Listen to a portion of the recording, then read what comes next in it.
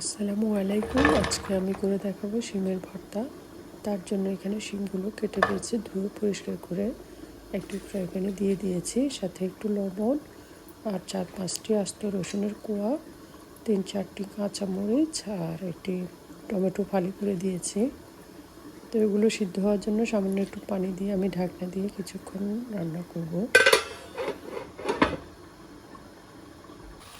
তো শিমগুলো এখন একটু নেড়ে ছেড়ে দিচ্ছি, পানিও একটু শুকিয়ে গিয়েছে, তার একটু হবে এগুলো।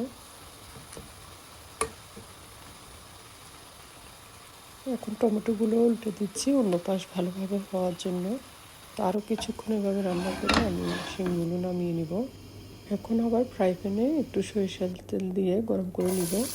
তার মধ্যে একটু পেঁয়াজ কুচি, 2টো চেপা শুটকি আর 3টে শুকনো মরিচ আর কিছু কালো জিরে, সামান্য কিছু কালো জিরে দিয়ে ভালোভাবে এগুলো টেলে নিব।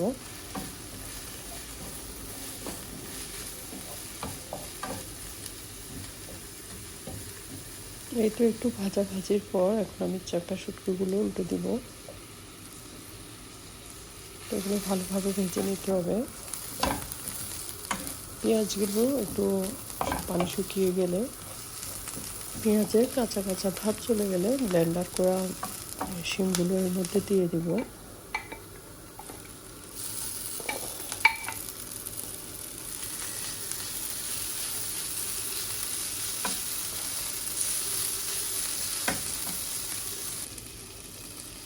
এখন দিয়ে দিব সিদ্ধ হওয়া টমেটো, স্কিনটা উঠিয়ে নিব, স্কিনটা ফেলে দিব।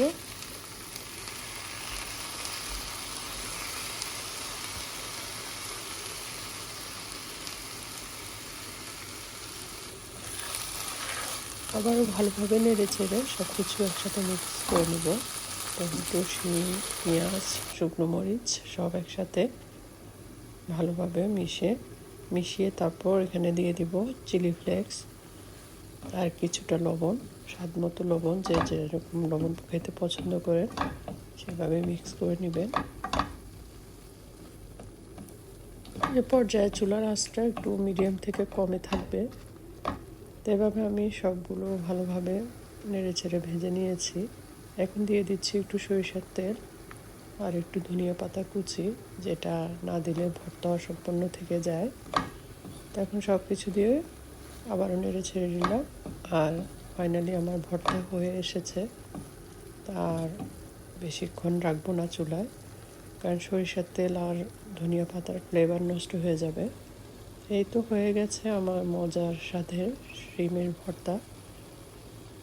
আশা করি সবার ভালো লেগেছে আমার এই ভর্তা রেসিপিটি। আর ভালো লাগলে অবশ্যই চ্যানেলটি সাবস্ক্রাইব করে পাশে থাকবেন।